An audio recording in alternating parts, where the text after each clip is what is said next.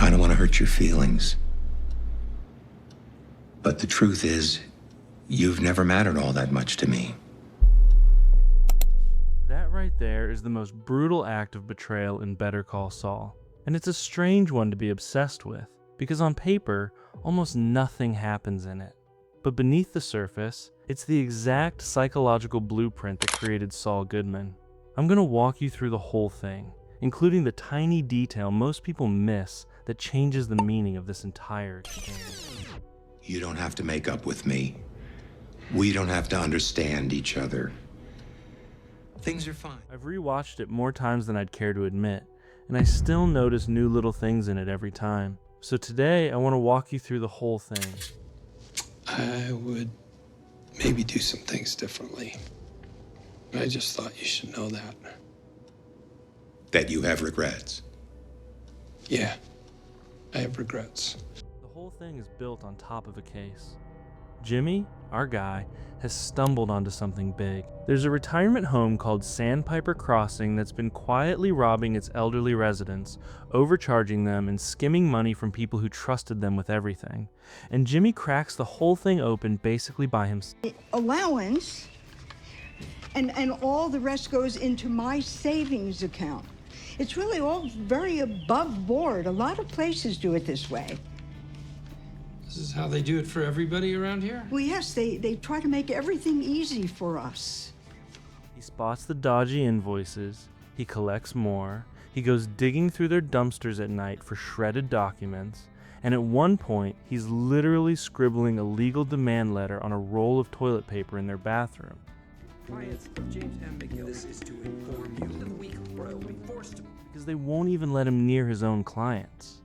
This is a massive fraud case, worth millions, and Jimmy built it from nothing. This is his moment, the thing that finally proves he's the real deal. But if you know how this show operates, you already know a victory like this is exactly what's going to destroy him. The case gets too big for one guy to carry. So Chuck, who really is a brilliant lawyer, tells him they should bring in the big firm, HHM, to handle it properly. 118-62 is facial tissue. $14 for a box of Kleenex. Yeah, I found others. There's $3.50 for a single roll of toilet paper, $22 for a bottle of aspirin. It's a clear pattern of overcharging. Nothing huge, but it adds up to real money. I mean, here, look. This woman, she got soaked for like $400 last month. He loves the idea of the two of them doing it together, just the McGill brothers against the world. But he trusts Chuck completely, so he goes along with it. It's the exact same psychological trap we see in Whiplash with Andrew and Fletcher. When you are starving for the approval of a brilliant but withholding mentor, you will endure almost anything if you think it'll finally make them respect you. Jimmy worships this man. And the entire time, behind his back, Chuck has been actively sabotaging him. Psychologists actually have a term for this.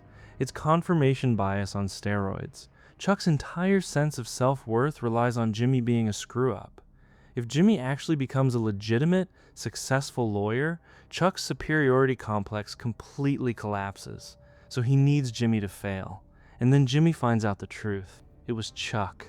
It was always Chuck, secretly telling Howard to keep his little brother out.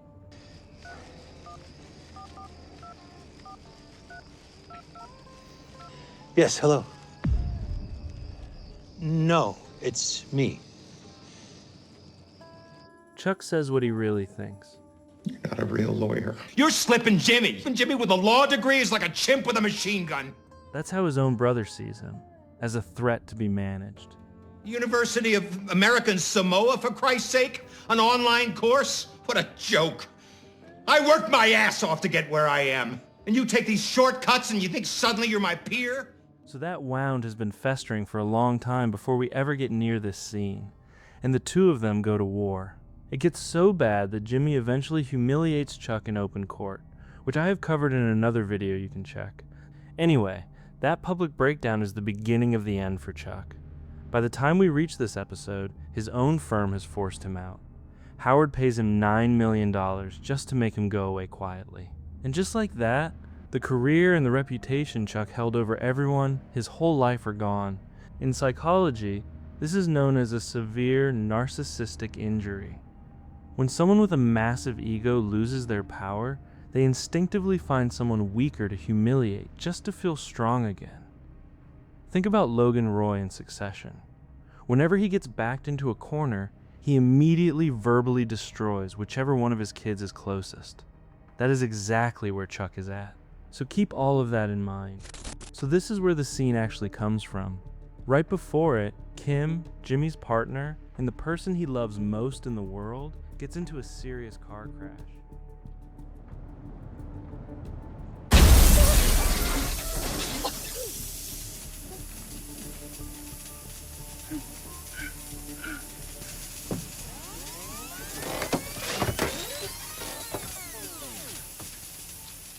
Running herself into the ground with work, and she very nearly dies. And it shakes Jimmy in a way that nothing else ever has. He suddenly stops and takes a hard look at his life and asks himself what actually matters here.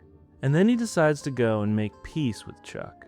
But pay close attention to the dynamic here, because what happens next is a masterclass in how psychological defenses work. Jimmy walks in there genuinely trying, and you can see how hard this is for him. Because Jimmy is not a man who apologizes easily.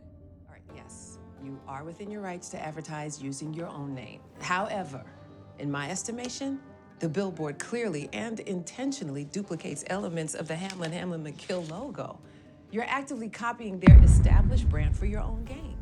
He tells Chuck that something happened, and it got him thinking about everything that went down between them, and that looking back, he could have made some different choices. Yeah. I have regrets. So, I wanted to say in hindsight, I could have made different choices. He's owning his share of it without pretending the whole feud was his fault, which is honestly a really mature, decent way to say sorry. Because you're my brother. There aren't that many of us McGills left, and I think we should stick together. And Chuck's response is about as cold as it gets. No, why have regrets at all? What's the point? And you can watch Jimmy not quite catching on yet, because Chuck isn't even fighting him. And then he says the thing that's really on his mind. You're just gonna keep hurting people? That's not true. Jimmy, this is what you do. You hurt people over and over and over, and then there's this show of remorse. It's not a show. I know you don't think it's a show. I don't doubt your emotions are real. But what's the point of all the sad faces and the gnashing of teeth? And the truly twisted part is that Chuck tells him he'd actually respect him more if he just dropped the guilt altogether and embraced the person he really is. What we're watching Chuck do here is the ultimate ego defense mechanism. I don't want to hurt your feelings. But the truth is, you've never mattered all that much to me. And then he simply turns his back, sits down at his desk, and goes back to his paperwork. Just before Jimmy walks out, he turns back one last time, just to look at his brother. And Chuck is already glancing over to check whether he's gone yet. That little look is the knife going all the way in, and Jimmy leaves. If you want to know exactly how a villain is born, this is it. It's called labeling theory. When an authority figure, like an older brother, slaps a label on you for long enough, eventually you stop fighting it and just start wearing the tag. In that suffocating silence, you can already hear Saul Goodman waking up. Now, there's a detail in this episode that makes the whole thing so much worse, and a lot of people breeze straight past it. The episode actually opens with a flashback. We see the two of them as kids, years earlier, tucked into a little tent in the backyard, and Chuck is reading young Jimmy a bedtime story by the soft light of a lantern. So by the time Chuck says, You've never mattered all that much to me, the show has already, very quietly, handed us the proof that it's a lie. Chuck did love him once. Jimmy absolutely mattered. Mom? Jimmy. No, Mom, it's me, Chuck. Jimmy. No, Mom, it's me. And that tells you everything about what's really going on in that room. Those words are the single cruelest thing Chuck can reach for, and he reaches for them on purpose. Because Chuck is the one who's truly broken here, and that is exactly why this scene matters as much as it does. Because that same night, Chuck relapses completely. He tears his whole house apart, searching for a source of electricity that was never there.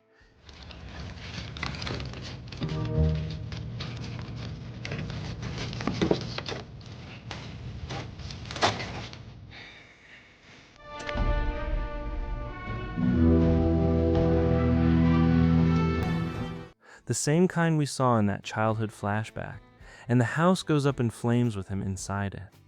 So those freezing cold words genuinely are the last thing these two brothers ever say to one another. And this scene is the moment that door slams shut for good. Once a man stops believing he can ever be the good guy, he stops trying to be one. So he stops reaching. He leans all the way into the exact version of himself. Chuck always accused him of being the con man who's far better at tearing things down than building anything up.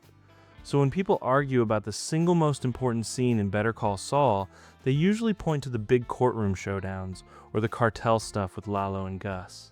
And don't get me wrong, that is some of the finest television ever made. But for my money, not one of those scenes comes close to this cold scene. Because that's the lie that kills Jimmy McGill.